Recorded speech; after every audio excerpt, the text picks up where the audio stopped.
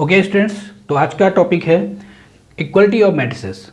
Equality of matrices में दो point हैं, कंपैरेबल मैट्रिसेस और इक्वलिटी ऑफ मैट्रिसेस। ठीक है, तो सबसे पहले आ रहे हैं कंपैरेबल मैट्रिसेस क्या होगा। Two matrices A and B are said to be comparable if they are same type, that is order M cross N. ठीक है, मान लेते हैं आपको दो मैट्रिक्स दी हुई है, एक ए मैट्रिक्स दी हुई है जिसका ऑर्डर है एम क्रॉस एन और एक बी मैट्रिक्स दी हुई है जिसका ऑर्डर एम क्रॉस एन है।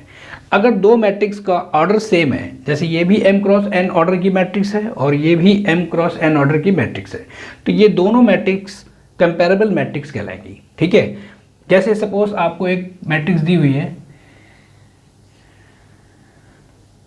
1 2 3 8 7 2, ठीक है, और आपको एक बी मैट्रिक्स दी हुई है 1 5 9 2 4 10। ठीक, ए मैट्रिक्स जो ये दी हुई है आपको दी हुई है 2 क्रॉस 3 ऑर्डर। देखिए 2 क्रॉस 3 मतलब 2 रो है, first row second row and 3 column है, first second and third.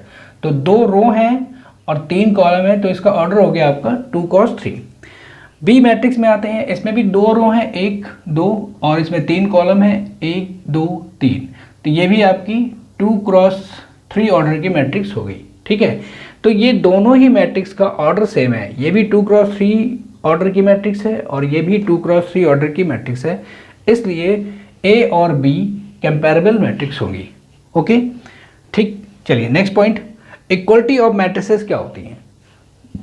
To matrices are said to be equal if they are comparable, means पहले तो वो दोनों मैट्रिसेस कंपैरेबल मैट्रिसेस हों and their corresponding elements are equal, और उन matrix के सभी एलिमेंट्स, सभी करस्पॉन्डिंग एलिमेंट्स इक्वल होने चाहिए। ठीक, जैसे एग्जांपल आपको दिया हुआ है, ए आपको दिया हुआ है A I J M cross N order की मैट्रिक्स है, बी इक्वल टू आपको दिया हुआ है B I J M cross N order की मैट्रिक्स है।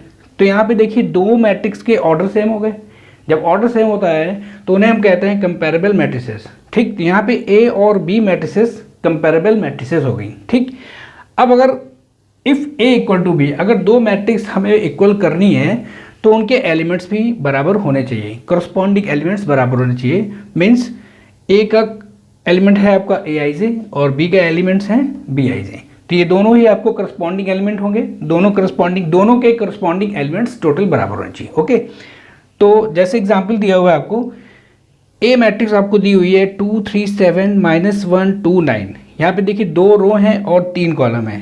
ठीक, तो ये मैट्रिक्स हो गई आपकी 2 क्रॉस 3 की। ऐसे ही बी आपको दिया हुआ है 2 रो और 3 कॉलम।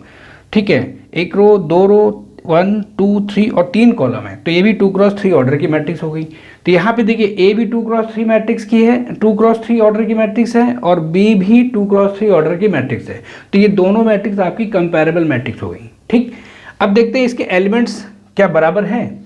देखिए यहाँ पे इसका फर्स्ट एलिमेंट है, फर्स्ट रो और फर्स्ट कॉलम का एलिमेंट आपका है 2, यहाँ पे भी फर्स्ट रो और फर्स्ट कॉलम का एलिमेंट है 2, इक्वल है।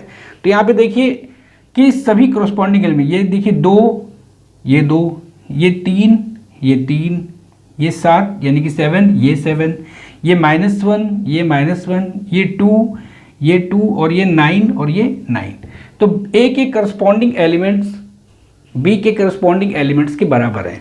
ठीक, तो यहाँ पे ये दोनों मैट्रिक्स आपस में क्या हो जाएंगी, बराबर हो जाएंगी। यहाँ पे and A I J equal to B I J. ठीक, तो इसका मतलब हो गया कंपैरेबल मैट्रिक्स वे मैट्रिक्स होंगे जिनके ऑर्डर सेम होंगे, और इक्वल मैट्रिक्स क्या होंगी, जिनके ऑर्डर भी सेम होंगे और जिनके एलिमेंट्स भी, करस्पॉन्डिंग एलिमेंट्स भी इक्वल होंगे। ओके, समझ में आया।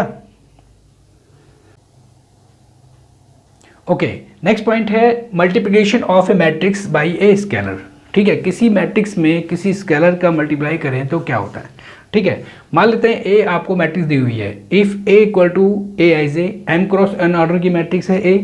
ठीक है, तो अगर इस मैट्रिक्स में हम लैम्डा का मल्टीप्लाई करते हैं तो लैम्डा ए बराबर क्या हो जाएगा, तो लैम्डा का मल्टीप्लाई जब करेंगे किसी मैट्रिक्स में, लैम्डा इज ए स्केलर, यहाँ पे लैम्डा है आपका स्केलर है। ठीक है, लैम्डा एक स्केलर क्वांटिटी है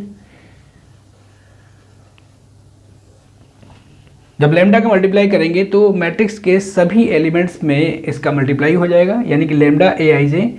ऑर्डर वही रहेगा उसी मैट्रिक्स का, एम क्रॉस एन ऑर्डर की मैट्रिक्स थी, तो अब जो मैट्रिक्स होगी उसका ऑर्डर एम क्रॉस एन ही होगा। क्लियर? जैसे चलिए एक एग्जांपल लेते हैं। ए आपको दिया हुआ है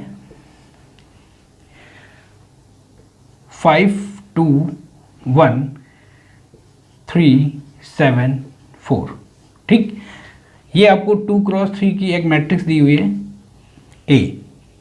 वैल्यू है यहाँ पे रो में एलिमेंट है 5 2 1 एंड 3 7 4। तो अगर हम इसमें 5a निकालना चाहते हैं,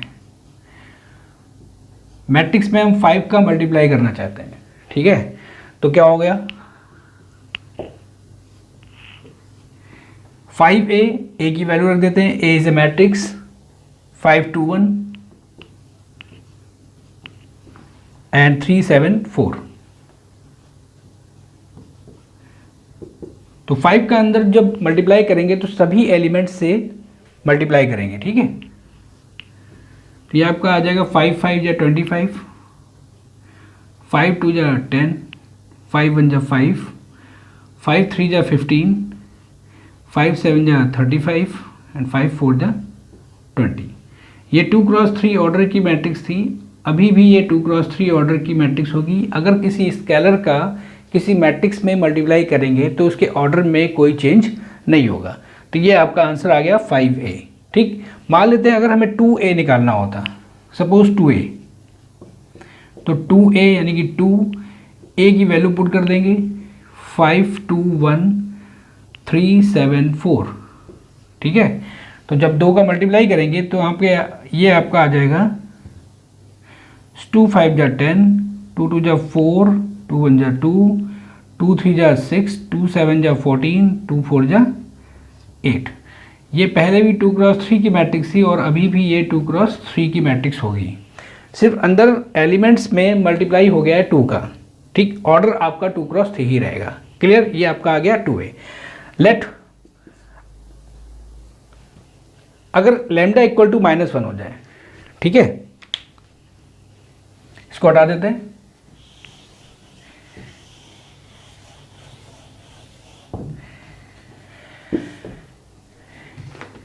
ठीक, जैसे a इक्वल टू आपको दिया था ए I J M cross N order की मैट्रिक्स, इसमें हमने लैम्डा का मल्टीप्लाई किया तो अंदर आपका आ गया lambda A I J. M cross N order की मैट्रिक्स अभी भी रहेगी, ठीक है। If lambda equal to -1, if lambda equal to -1, then यहां पे आपका आ जाएगा -a equal to -a I J M cross N. Clear? आ गया? यहां पे हमने लैम्डा के स्थान पे -1 रख दिया, ठीक है, तो यहां पे -a हो जाएगा, ठीक। इसको हम लोग निगेटिव मैट्रिक्स कहते हैं। अगर किसी मैट्रिक्स का हमें निगेटिव बनाना है तो कैसे करेंगे? Negative of A matrix,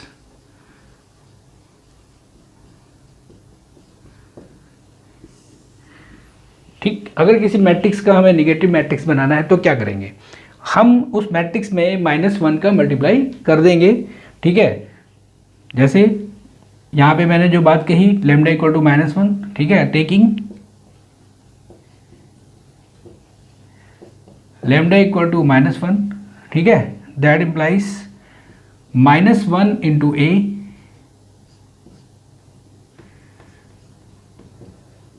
equal to lambda की वैल्यू यहाँ पे -1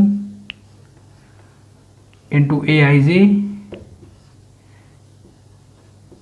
M cross N, that implies -a equal to ये आपका आ गया -a I J M cross N, ठीक। That implies the matrix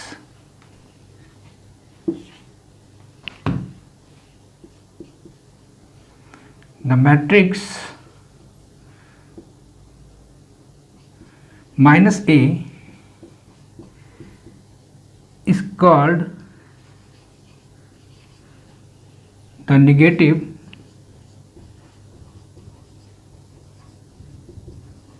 of A, minus A is called the negative of A.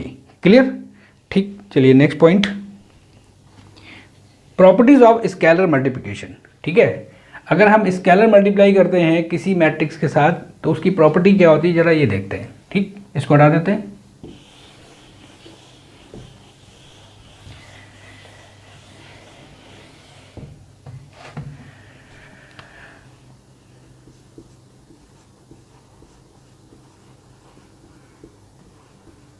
Properties of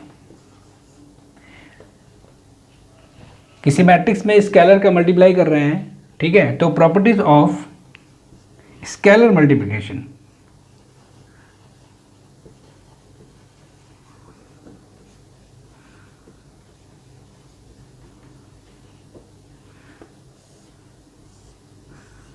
properties of scalar multiplication, first point है आपका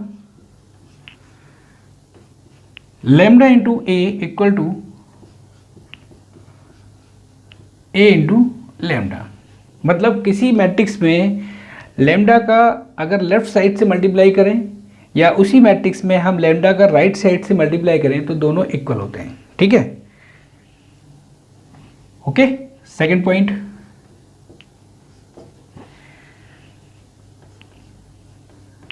lambda plus mu into A equal to आपका आ जाएगा lambda into A plus mu into A. ठीक, इसको हम लोग कहते हैं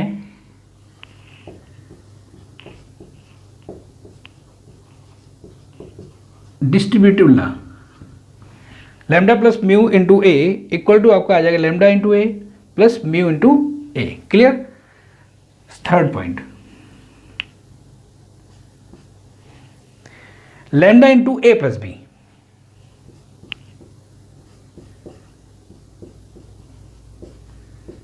lambda into A plus B मतलब ए कोई मैट्रिक्स है और बी कोई मैट्रिक्स है। अगर हम इसका एडिशन करते हैं उसके बाद हम लैम्डा का मल्टीप्लाई करते हैं तो that implies lambda into A plus lambda into B. ठीक है, इसे भी हम लोग डिस्ट्रीब्यूटिव लॉ कहते हैं।